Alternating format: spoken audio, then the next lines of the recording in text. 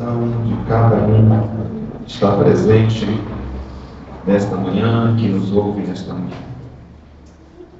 Abra a sua Bíblia, a palavra de Deus, o Salmo de número 103.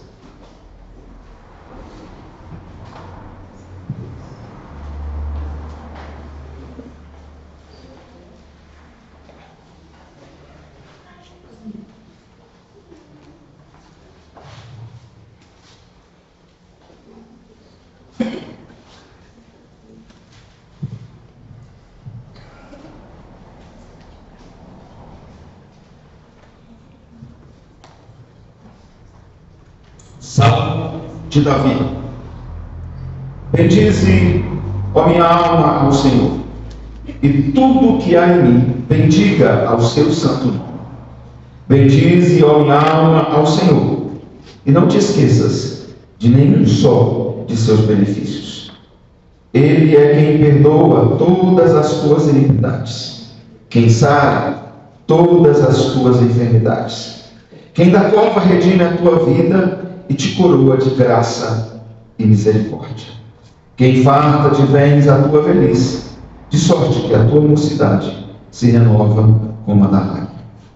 O Senhor faz justiça e julga a todos os oprimidos. Manifestou os seus caminhos a Moisés e os seus feitos aos filhos de Israel. O Senhor é misericordioso e compassivo, longânimo e assaz benigno.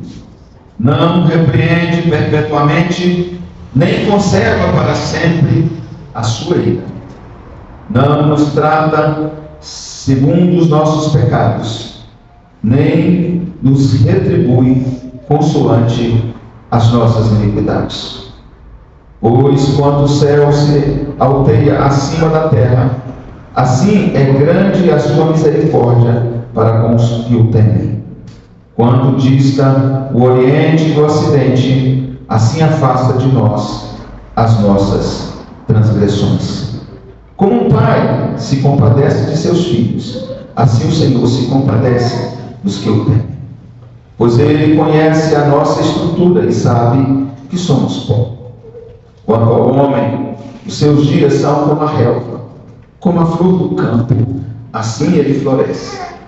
Pois soprando nela o vento, desaparece, e não conhecerá daí em diante o seu lugar. Mas a misericórdia do Senhor é de eternidade a eternidade sobre os que o temem, e a sua justiça sobre os filhos dos filhos, para com os que guardam a sua aliança e para com os que se lembram dos seus preceitos e os cumprem.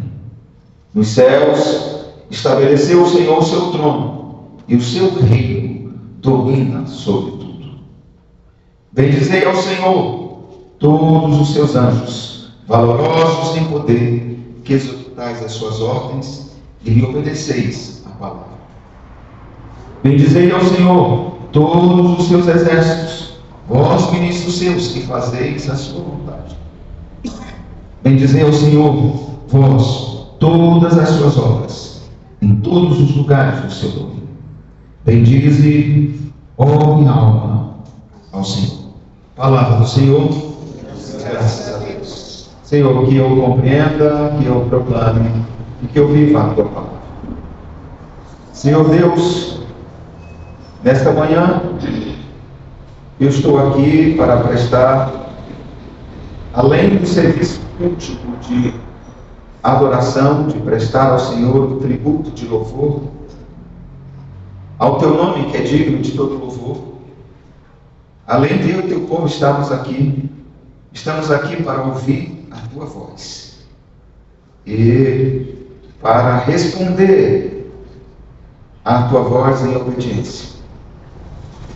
Ó Deus, rogamos que tu nos conceda esta bênção por meio do teu Espírito, de ouvir e de ter a capacidade do teu Espírito para obedecer a tua voz, para entender a tua palavra.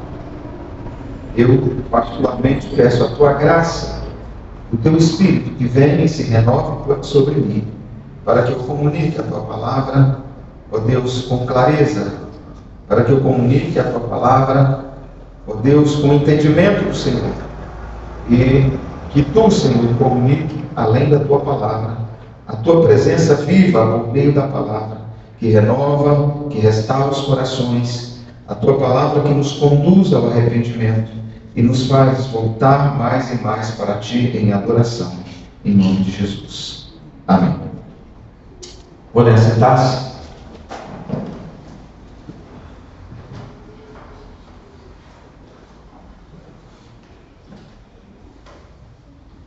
O Salmo 103 está entre os salmos da Bíblia que são mais conhecidos, que são mais amados pelo povo de Deus.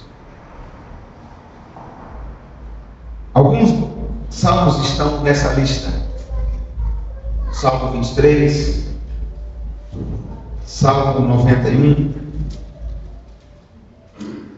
e o Salmo 103. Estão entre os salmos mais conhecidos pelo povo de Deus e mais amados.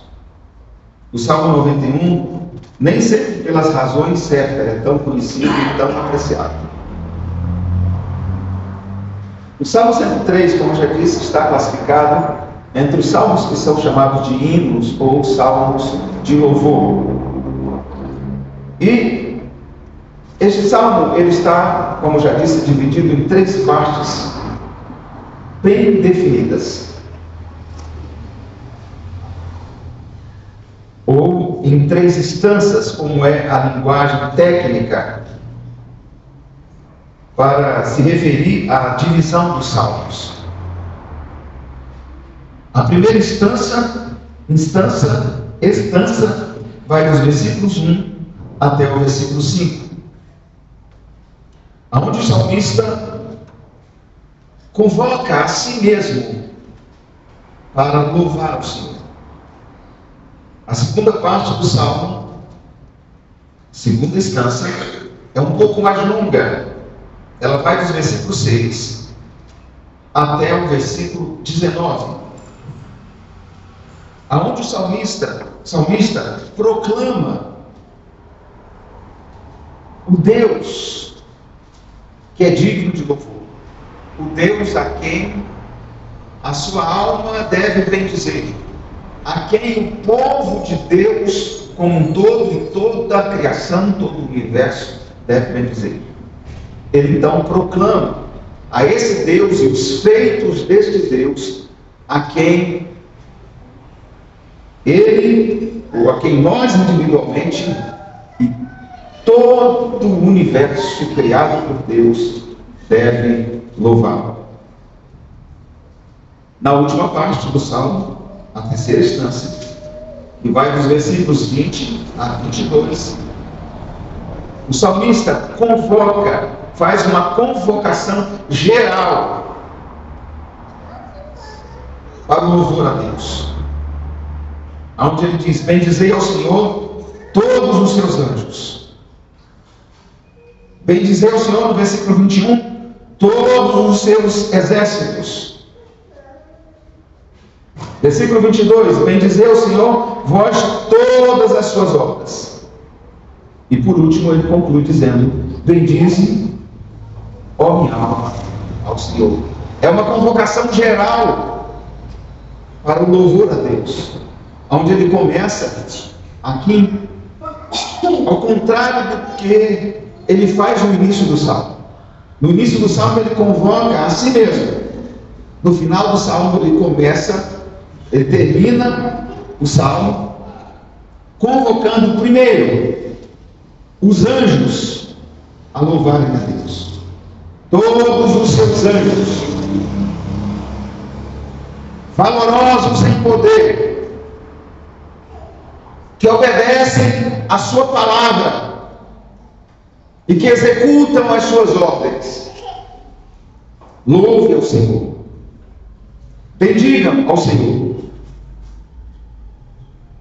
Bendizei ao Senhor todos os seus anjos.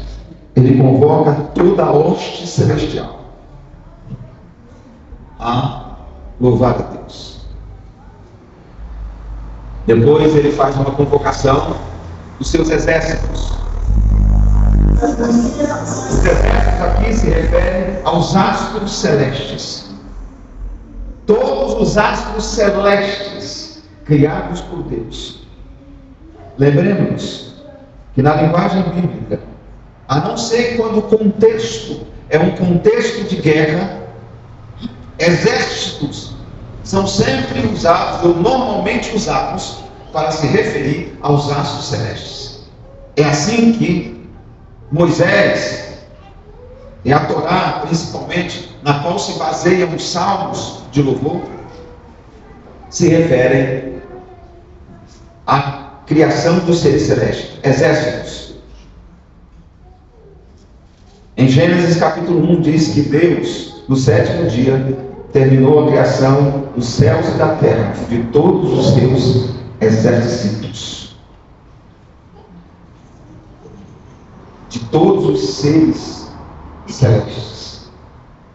Aqui, seres celestes, exército não está se referindo aos anjos, a criação dos anjos, mas a criação dos astros celestes, sol, lua, estrelas e todos os seres celestes, os astros celestes que nós conhecemos na atualidade, que nós conhecemos em maiores detalhes, até por causa do avanço científico, do avanço do conhecimento humano sobre a criação, sobre os astros celestes criados por Deus. O salmista convoca todos os seus exércitos, estrelas, sol, lua, constelações.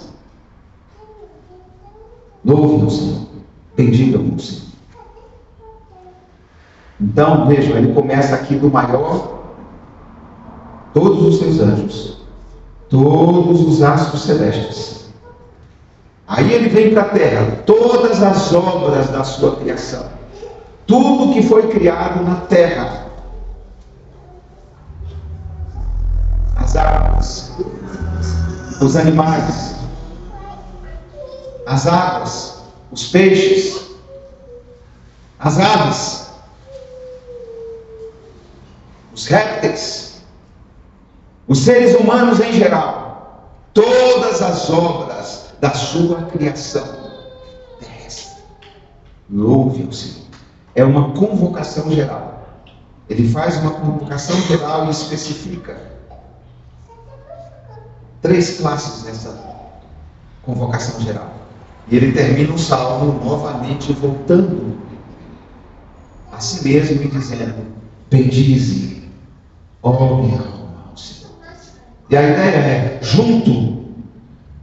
ó minha alma, junto com todos os seres celestes, com todos os anjos, junto com todos os astros celestes, ó minha alma, junto com toda a criação de Deus, a humanidade em geral e tudo que Ele criou na terra e nos mares. Ó minha alma, junto com toda essa criação de Deus, visível e invisível, celeste e terrestre, ó minha alma, bendize ao Senhor. Louva ao Senhor. Louva ao soberano e eterno. Louva ao Deus Criador que fez uma aliança com o seu povo. Ao Deus eterno e Criador que fez uma aliança conosco. Louve a minha alma ao soberano Senhor. O salmo é um salmo de louvor, em que ele faz essas convocações. Mas o núcleo do salmo está nos versículos de 6 a 19, aonde o salmista faz uma descrição ou uma proclamação desse Deus que Ele mesmo e toda a criação e todo o universo visível e invisível deve louvar. E nós vamos ver hoje mais detalhadamente as características deste Deus que é digno de louvor. E os feitos grandiosos deste Deus que é digno de louvor. Por causa de quem? Por causa daquilo que realizou. Nós devemos nos juntar a toda a criação, mas sobretudo devemos conscientemente conclamar e convocar a nós mesmos sempre a louvar esse Senhor. O salmista Davi já tinha convocado o Senhor, a sua alma, melhor dizendo, a louvar o Senhor. Mas primeiro por razões bem pessoais e específicas. Ele disse: ó minha alma, bendize ao Senhor, porque Ele, ó minha alma, é quem te perdoa. Ele, ó minha alma, é quem te cura. Bendize a Ele, porque Ele, ó minha alma, é quem livra a tua vida da morte. Bendize, ó minha alma, ao Senhor, porque Ele é que coroa a tua vida de graça e de misericórdia. Ó minha alma, bendize ao Senhor, porque Ele é quem enche a tua existência com os bens, com os seus bens, de maneira que a tua vida é revigorada. Assim como a águia é revigorada em sua velhice. Ele já tinha convocado sua alma a louvar por bênçãos bem específicas da parte de Deus. Mas nessa última parte do salmo, ele convoca a sua alma junto com toda a criação, celeste e terrestre, visível e invisível. Ele convoca não somente pelas bênçãos específicas, mas por causa de quem Deus é. E a louvá-lo pelos feitos grandiosos e graciosos de Deus.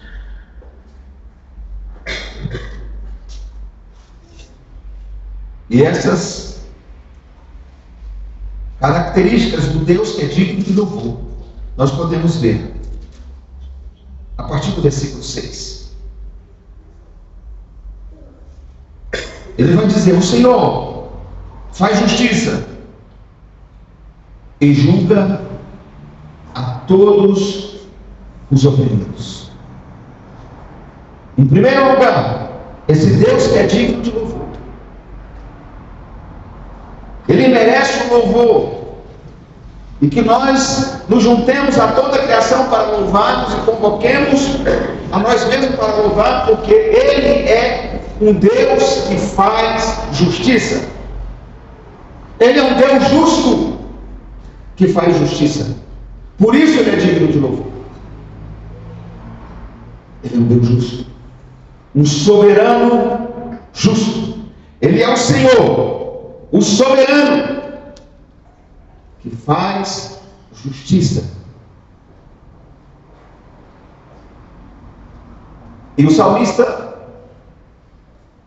detalha um aspecto dessa justiça de Deus, dessa justiça que Ele realiza. Ele julga todos os oprimidos.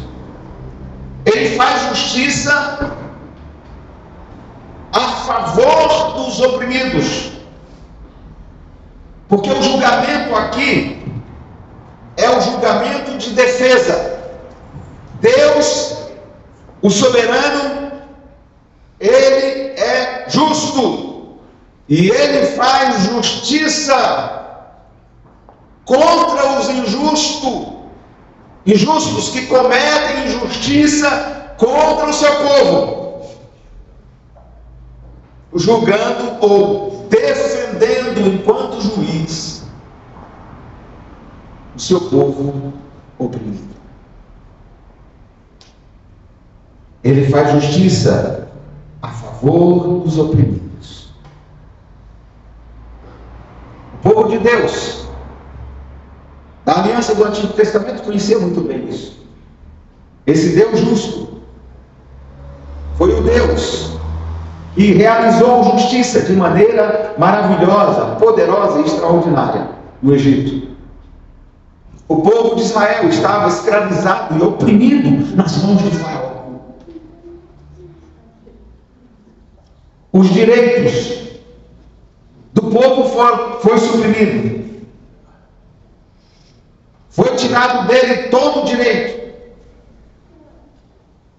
Foi tirado deles toda a condição de defenderem a si mesmos. Completamente dominados, oprimidos, subjugados por Faraó.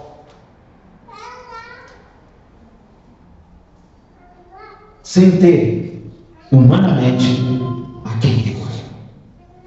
Um povo oprimido. Este povo, então, clama ao Senhor.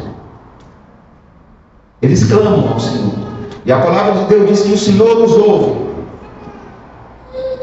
O Senhor os ouve. E o Senhor vem ao encontro deste povo salvá-los. Deus envia Moisés e realiza obras poderosas para a libertação do povo de Israel. O Senhor é o Senhor que faz justiça.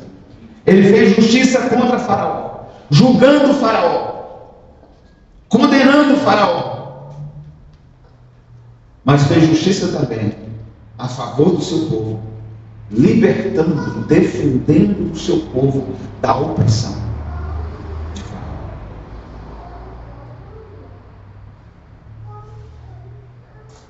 Deus é o Deus que faz justiça e que defende a causa dos oprimidos.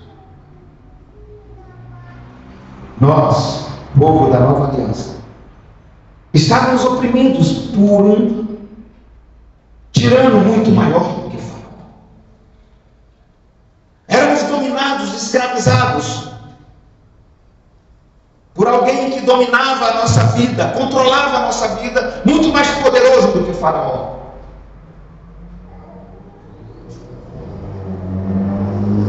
E o Senhor, que é justo e que faz justiça para os seus escolhidos, para o povo com quem Ele fez uma aliança, o Senhor veio ao nosso encontro. Veio ao nosso encontro por meio de seu Filho Jesus Cristo. Não mais por meio de Moisés, mas por meio de seu Filho Jesus Cristo. Ele veio ao nosso encontro. Ele se fez homem.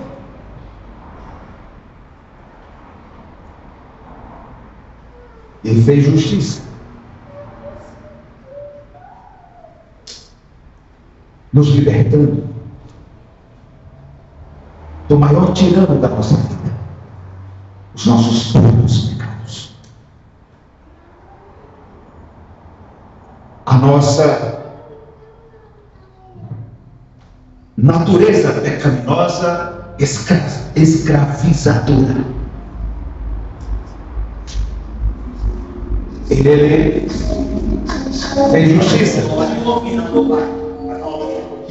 condenando o pecado. A justiça que Deus condenou o pecado. Mas a justiça de Deus em Cristo também nos liberta do pecado, da opressão que o pecado realizava sobre nós. Eu e você éramos escravos do pecado, sem Cristo. Éramos dominados pelo pecado, sem Cristo. E o pior de todas as nossas, a pior de toda a nossa escravidão é que nós éramos escravos e amávamos o pecado. É verdade que não amávamos as consequências, os efeitos do pecado, mas amávamos o pecado. Tínhamos prazer no pecado.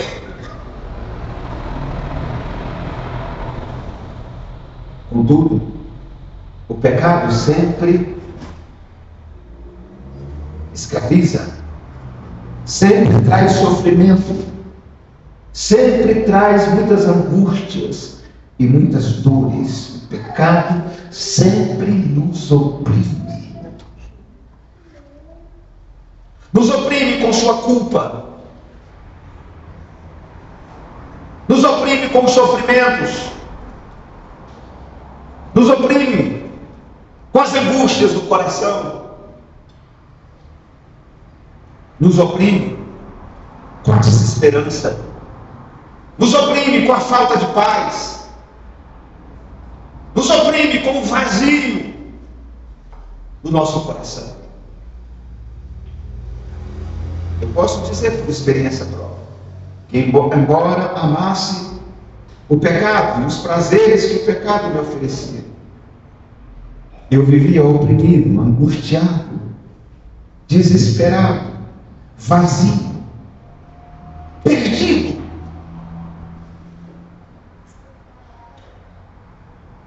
Por causa das consequências do pecado. Porque o pecado, ele nos oprime. Eu era um desses oprimidos, que embora oprimido ainda não queria se libertar do pecado, porque ainda amava os prazeres enganosos que o pecado oferecia.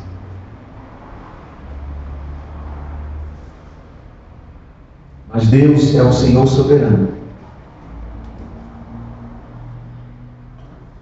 que vem ao nosso encontro para nos libertar dos nossos pecados.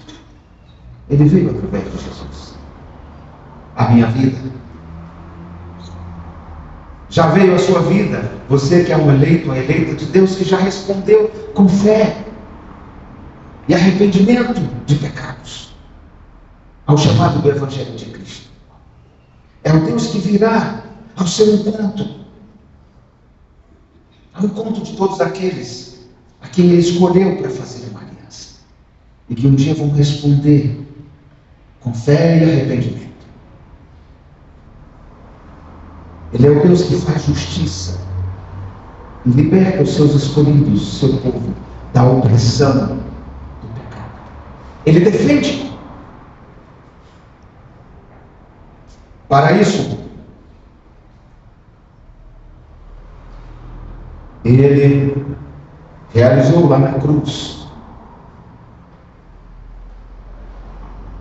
um grande sacrifício, um sacrifício de si mesmo. Ali na cruz Ele tomou sobre si todos os nossos pecados. Ele fez justiça contra o pecado, condenando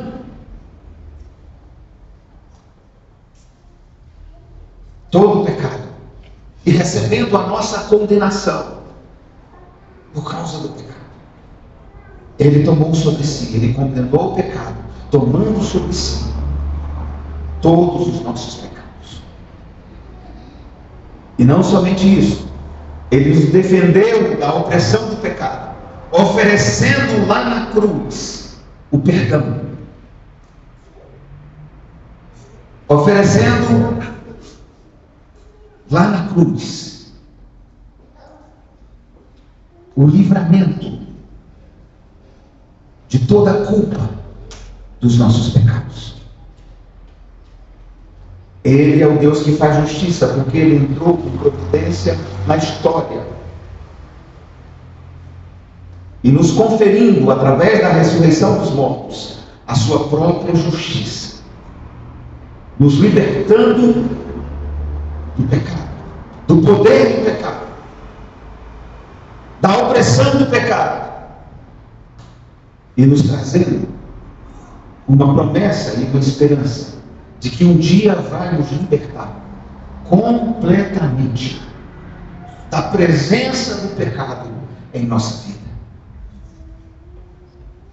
Ele é o Deus que faz justiça e que defende com sua justiça aos oprimidos. maior de todas as opressões. Mas não somente dessa. Ele é o Deus que defende o seu povo também da opressão, das injustiças humanas. Quando nós, o seu povo, nos virmos de alguma forma vitimizados por injustiças,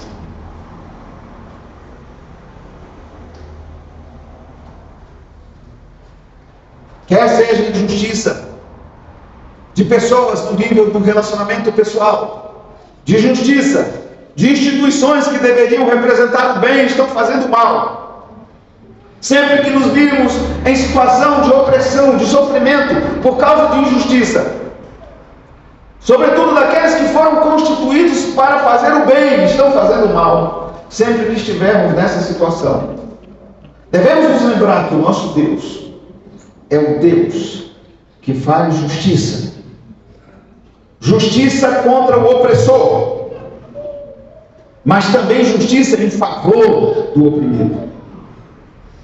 Em favor do oprimido. É a hora que devemos, como povo de Deus, dobrar os nossos joelhos, botar a nossa boca no pó, nos humilharmos diante dele e clamar: Senhor, livra-nos da opressão. Tu és justo, livra-nos da opressão. Livra-nos dessas angústias. Sempre foi assim com o povo de Deus, e sempre será ao longo da história. É assim que deve acontecer. Nós estamos vivendo em um tempo, já falamos isso aqui muitas vezes, em que muitas injustiças estão sendo cometidas contra o povo de Deus. Em que o nosso governo, a nossa legislação, os legisladores do nosso país estão criando leis, estabelecendo normas que nos oprimem, normas que contrariam a lei de Deus.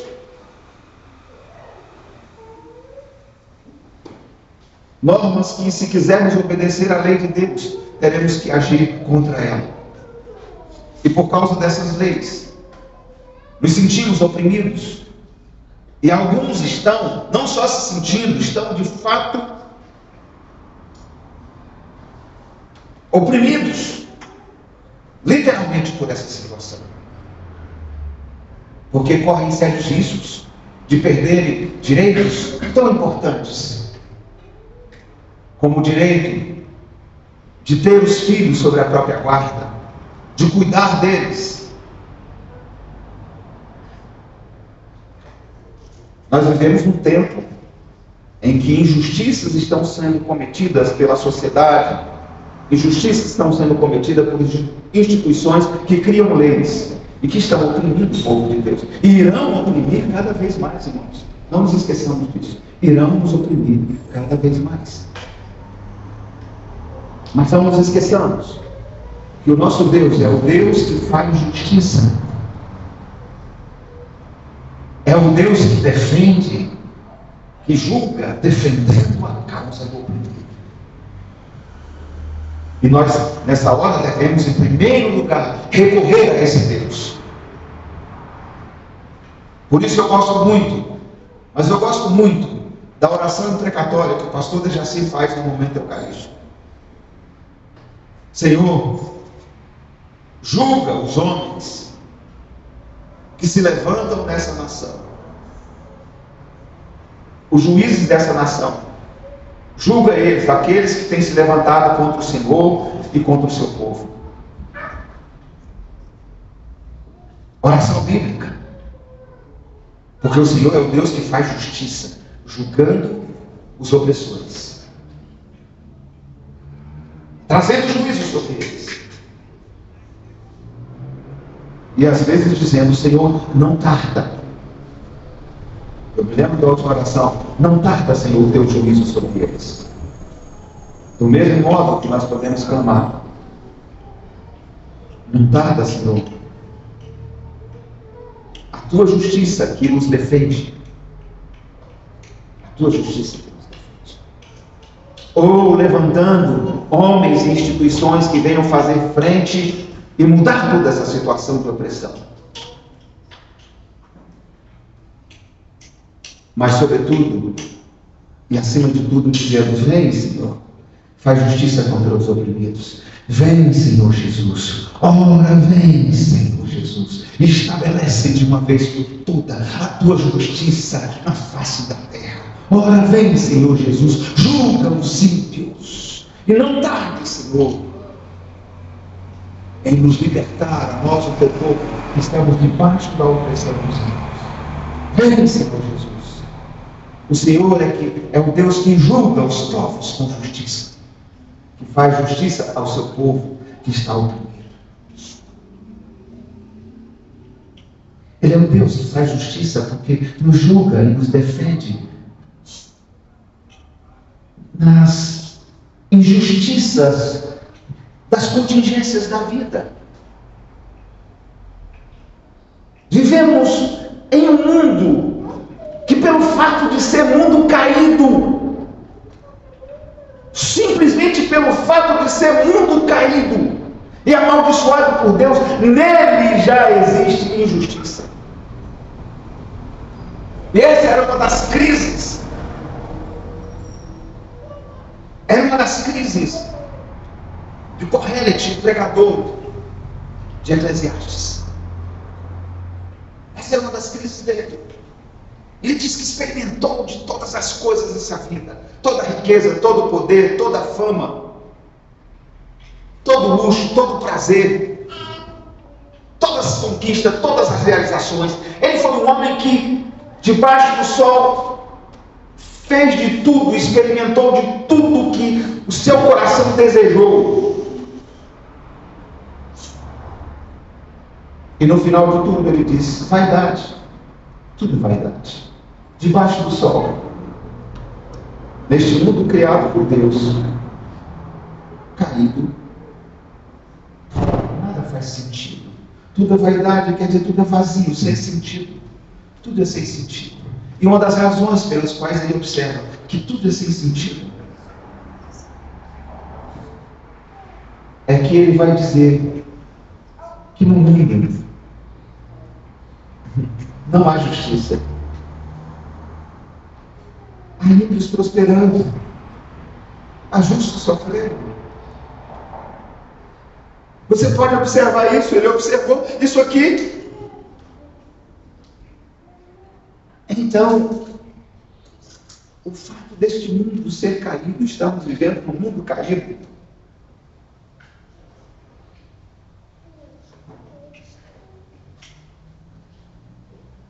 vai nos levar a sofrer algumas contingências da vida e ser oprimido por algumas contingências da vida, às vezes que não são resultados de decisões ou de escolhas pessoais nossas.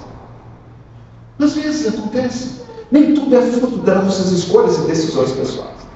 É verdade que devemos, em toda e qualquer circunstância, fazer escolhas e tomar decisões pessoais, mesmo nos sofrimentos injustos, daqueles que não são frutos de nossos pecados pessoais.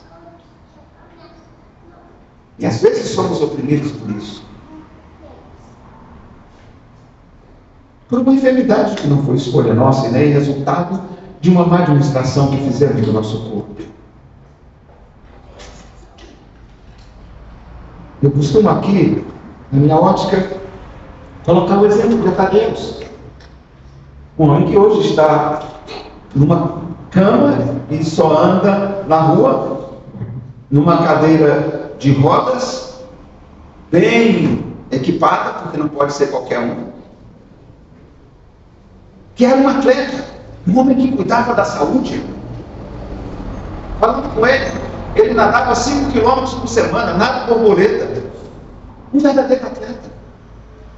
De repente, a saúde começa a ir embora, ao ponto de chegar como está hoje.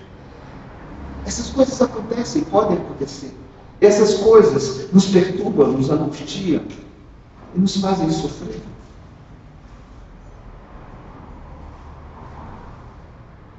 Essas coisas, muito embora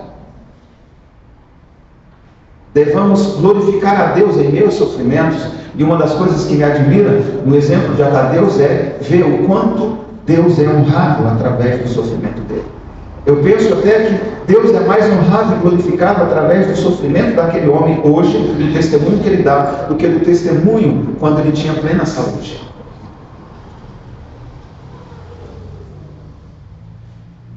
Mas essas coisas, muito embora Deus possa ser glorificado por elas, pelos sofrimentos, que aos nossos olhos são injustos no sentido de que não foi coisas que nós tomamos decisões e escolhemos ela e estamos sofrendo como resultado de escolha de nossa vida. É isso que eu chamo de coisas injustas. Não que Deus não seja justo que estejamos sofrendo essas coisas. Não. Ao sofrermos essas coisas, Deus continua sendo um Deus justo. Porque, para bem da verdade, a justiça de Deus perfeita, o salário do pecado é a morte. Seria pecou, morreu. Pecou, morreu. Um que pecar, essa morrerá. Justiça imediata de Deus. Primeiro pecado, morte. Justiça de Deus.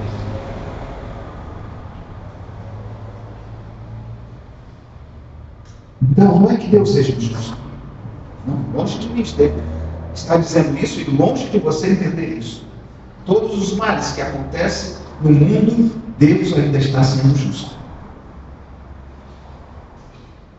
Na verdade, Deus está aplicando a sua justiça com misericórdia. Porque se Deus não estivesse aplicando a sua justiça com misericórdia no mundo caído, já teria sido extinto com todas as suas criaturas, todos os seres existentes. Isso seria a justiça de Deus.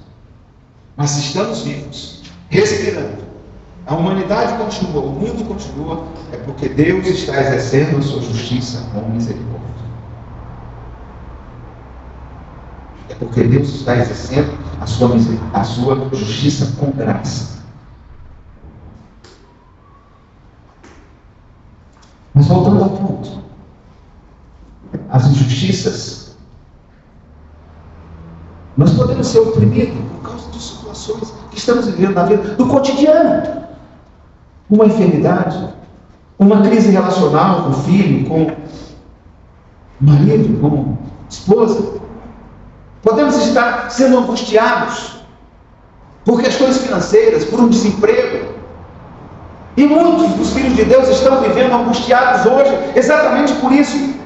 Por questões financeiras, porque não conseguem ter um emprego, ou o emprego que tem não consegue, trabalha, não consegue o suficiente para manter a sua família com dignidade. Às vezes para manter o básico. Isso são coisas que angustiam o coração de um pai, de uma mãe.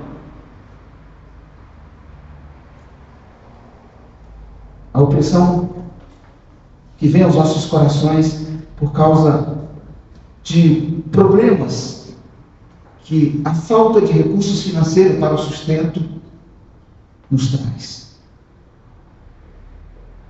Nessas horas, das angústias, dos sofrimentos cotidianos da vida, que acometem a vida do justo e do injusto, nessas horas, nós que somos os justos, escolhidos por Deus, o povo de Deus, o povo da aliança de Deus, não devemos nos esquecer que Ele é o Deus que faz justiça.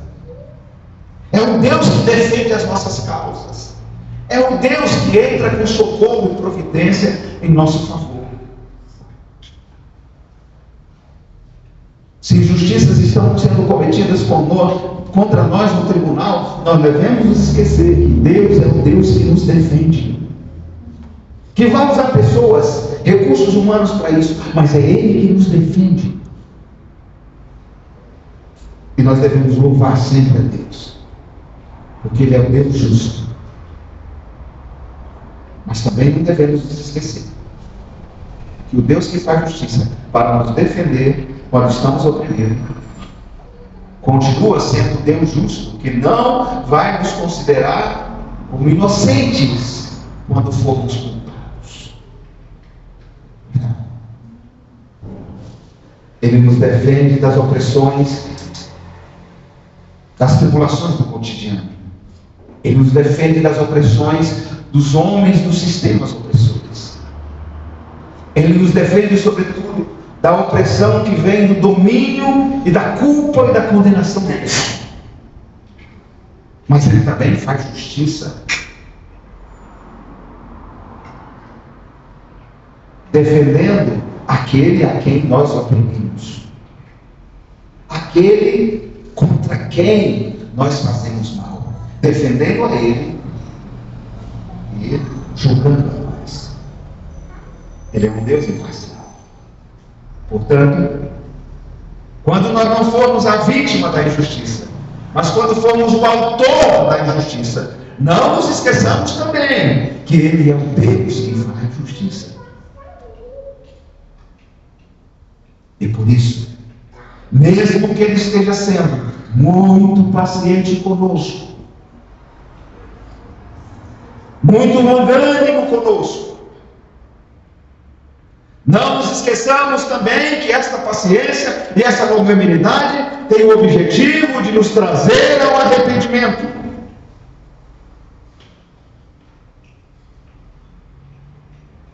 Tem o objetivo de nos trazer ao arrependimento. Porque Ele não quer que nenhum de nós, os seus escolhidos, se extravie, se perca. Mas olhemos para o nosso coração e vejamos as injustiças que temos cometido contra o próximo, contra o nosso cônjuge, contra os nossos filhos, contra os nossos irmãos, contra os nossos amigos, contra os nossos parentes, contra os nossos clientes, contra os nossos credores, contra o nosso próximo. Não nos esqueçamos que Ele é o Deus que faz justiça. Por isso é tão importante observarmos também o que foi lido aqui na leitura inicial. Que aquele que se apresenta, que vai se apresentar diante de Deus e que vai morar no tabernáculo de Deus, e no contexto neotestamentário, o tabernáculo de Deus é o próprio Jesus.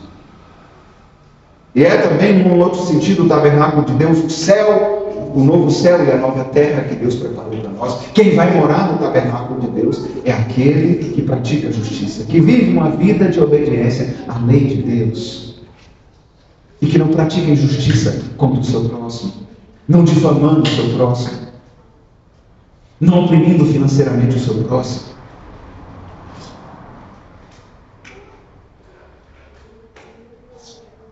Vivendo com integridade, em busca de completa obediência à lei de Deus. Esse é o Deus que é digno de louvor. E nós devemos louvá-lo, porque Ele faz justiça, nos defendendo quando somos injustiçados, mas também agindo contra nós quando somos autores de injustiça. E por isso devemos louvá-lo. Ele é um Deus justo e digno do nosso louvor por sua justiça. Agora, quando cometemos injustiça, vamos nos arrepender, vamos confessar a Deus e ao próximo, a quem cometemos a injustiça. Não somente confessar, quando cometemos injustiça, vamos, na medida do possível, fazer todo o esforço para reparar o mal e o dano que nós fizemos. Porque fazer justiça, ou reparar, agir com justiça é reparar o dano cometido. Se você roubou, vá lá e devolva o que você roubou. Se você falou mal, no sentido de trazer calúnia, difamação contra o teu próximo, vá lá no seu próximo, e em todas as pessoas que você difamou, e diga: olha, isso não é verdade, eu difamei meu irmão. Na difamação é uma tarefa mais difícil, a gente sabe, porque essas coisas se espalham muito rápido. Mas passamos todos os esforços para nos arrependermos,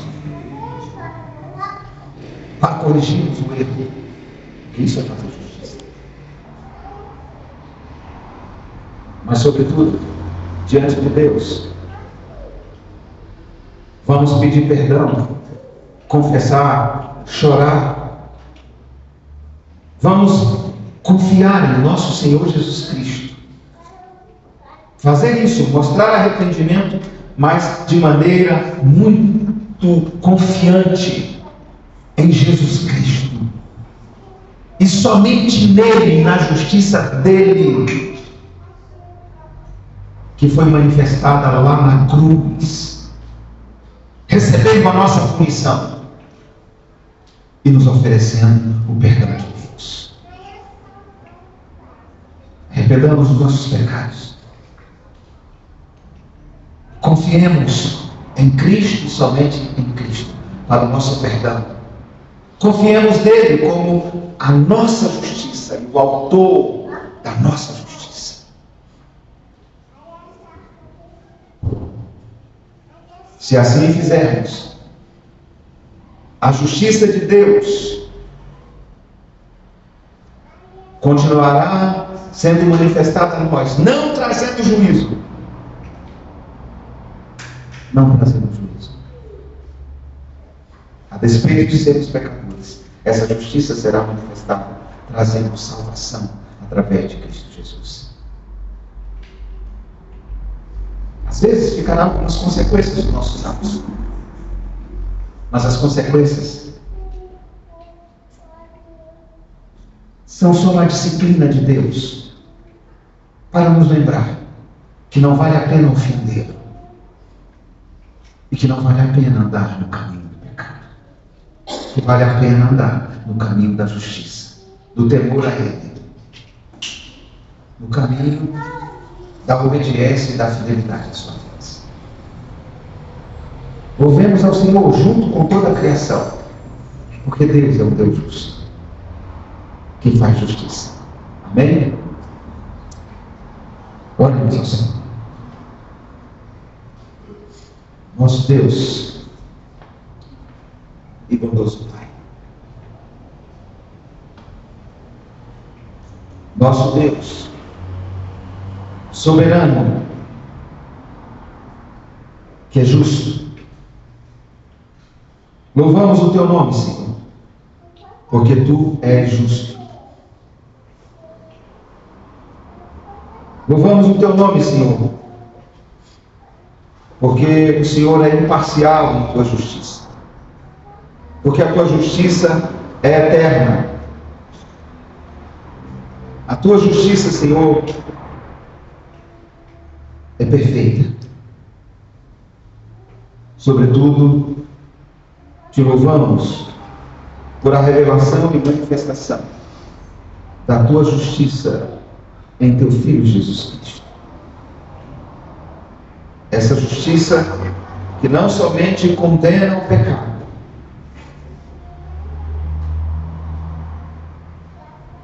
mas que condena o pecador lá na cruz. E que concede perdão a todo pecador que se arrepende e que crê em teu Filho Jesus Cristo. Te louvamos por essa justiça que nos alcançou, a justiça que nos libertou da opressão do pecado, da condenação do pecado, da culpa do pecado, que nos liberta, ó Deus, das opressões que afligem a nossa vida no dia a dia, porque tu és o Deus que faz justiça e traz libertação aos nossos corações. Tu és o Deus que faz justiça e que prometeu fazer justiça de uma forma definitiva e plena no futuro, na vinda e no estabelecimento do reino do teu Filho Jesus Cristo. Glória ao teu nome, Senhor, pela justiça manifestada no passado em teu Filho Jesus Cristo, pela justiça manifestada em nosso favor no presente, por aquela que o Senhor manifestará no futuro, em nome de Jesus.